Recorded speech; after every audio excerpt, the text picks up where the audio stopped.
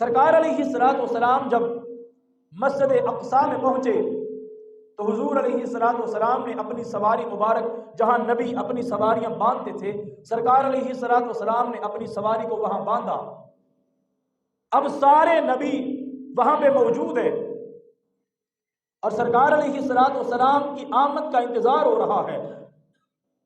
سرکار علیہ الصلوۃ والسلام تشریف لائے، اذان کہی گئی، اقامت کہی گئی، لیکن مصلی امامت ابھی خالی ہے۔ حضرت جبرائیل علیہ الصلوۃ والسلام نے حضور کی بارگاہ میں عرض کیا کہ اے اللہ کے رسول، آپ آگے آئیں اور آگے اللہ کے سارے نبیوں کو امامت آپ کروائیں۔ اب یہاں قابل غور بات ہے کہ اگر ایک جگہ امام منتخب ہو تو نماز وہی پڑھاتا ہے، لیکن اگر کسی ایسی جگہ نماز پڑھنے کی ضرورت پیش آ جائے جہاں امام منتخب نہیں ہے تو بہت سارے لوگ موجود ہیں، تو وہاں پہ نماز کون پڑھائے گا؟ شریعت نے اس کا کچھ طریقہ کار ہمیں بتایا ہے۔ شریعت کہتی ہے کہ جب بہت سارے لوگ ایک جگہ پہ اکٹھے ہو جائیں اور سارے امامت کے اہل ہوں، پھر ان میں دیکھا جائے گا کہ ان میں سب سے زیادہ اچھی آواز کس کی ہے۔ جس کی سب سے زیادہ اچھی آواز ہے وہ مصلی امامت پہ آئے گا۔ تو ظاہر ہے جب سارے اللہ کے نبی وہاں موجود تھے تو حضرت داؤد علیہ السلام کو رب کائنات نے بڑی پیاری آواز عطا فرمائی تھی۔ جب وہ تلاوت کرتے، پرندے کھڑے ہو کے حضرت داؤد کی تلاوت کو سنا کرتے تھے۔ تو جب آواز کی بات ہوئی تو حضرت داؤد علیہ السلام کے دل میں بات آئی ہوگی کہ میری آواز بڑی پیاری ہے، تو ہو سکتا ہے مصلی کے اوپر نماز کروانے کے لیے میرا انتخاب کیا جائے۔ لیکن حضرت جبرائیل نے حضور کی بارگاہ میں عرض کی، ثابت ہوا سرکار علیہ السلام کو اللہ رب العزت نے سارے نبیوں سے پیاری آواز بھی حضور کو عطا فرمائی تھی۔ اسی طرح اگر سارے لوگوں کی آواز برابر ہو پھر دیکھا جاتا ہے قرات کس کی اچھی ہے۔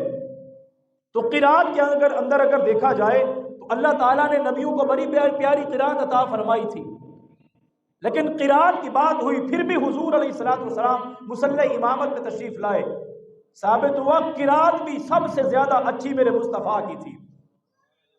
اسی طرح تلفظ کی بات کر لیں، اسی طرح تقوی اور پرہیزگاری کی بات کر لیں کہ بہت سارے لوگ اکٹھے ہوں، آواز سب کی اچھی ہو، تلفظ اچھا ہو، پھر دیکھا جائے گا سب سے زیادہ نیک کون ہے، پرہیزگار کون ہے، وہ مصلی امامت پہ آئے گا۔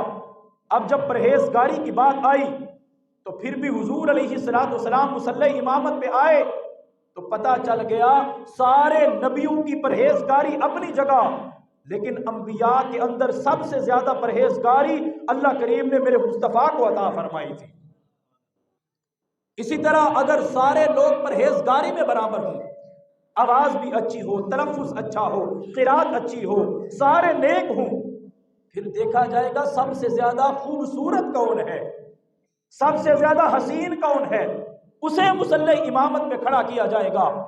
لیکن انبیاء کی صف میں حسن کے شاہکار حضرت یوسف علیہ السلام بھی موجود تھے، جن کے حسن کو دیکھ کے مصر کی عورتوں نے اپنے ہاتھوں کو کاٹنا شروع کر دیا، لیکن ان کو اندازہ بھی نہ ہو سکا کہ ہم اپنے ہاتھوں کو کاٹ چکی ہیں۔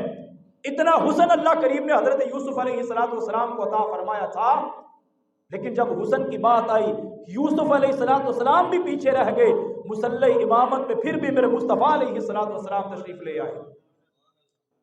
اس سے ثابت ہوا کہ اللہ کریم نے تمام انبیاء میں سب سے زیادہ حسن بھی میرے مصطفیٰ کو عطا فرمایا تھا۔ حضرت یوسف علیہ السلام کو پتا تھا اگر میں حسین ہوں تو یہ احسن ہے، اگر اللہ نے مجھے جمیل بنا کے بھیجا ہے تو اللہ نے ان کو اجمل بنا کے دنیا میں مبعوث فرمایا ہے۔ گویا ہر حوالے سے اگر دیکھا جائے، علم کی بات کی جائے، تقوی کی بات کی جائے، پرہیزگاری کی بات کی جائے اور حسن کی بات کی جائے، اللہ کریم نے ہر چیز سارے نبیوں سے زیادہ میرے مصطفیٰ کو عطا فرمائی ہے۔ یہاں تو نبی حضور علیہ السلام کا مقابلہ نہیں کر سکتے، کسی نبی نے یہ نہیں کہا کہ ہم بھی ان کے برابر ہیں تو ہمیں مصلی پہ کھڑا کیا جائے۔ حضرت آدم علیہ السلام جو ساری نسل انسانی کے باپ ہے، وہ بھی دعویٰ نہیں کر سکے کہ میں سب کا باپ ہوں، مجھے مصلی امامت پہ کھڑا کرے۔ لیکن آج 1400 سال کے بعد بدبخت اٹھتے ہیں اور کہتے ہیں کہ نبی ہم جیسا ہے، ہم نبی جیسے ہیں۔ وہاں تو نبیوں نے یہ نہیں کہا کہ ہم اس نبی کی برابری کرتے ہیں، ہم اس جیسے ہیں، وہ بھی خاموش بیٹھے رہے۔ ان کو پتا تھا کہ ہر حوالے سے اللہ کریم نے ان کو زیادہ شان عطا فرمائی ہے۔ نبی جانتے تھے کہ اگر اللہ نے ہمیں معجزات عطا فرمائے ہیں، گنتی کے معجزات، تو ان کو رب کائنات نے سر سے لے کے پاؤں تک معجزہ بنا کے دنیا میں بھیجا ہے۔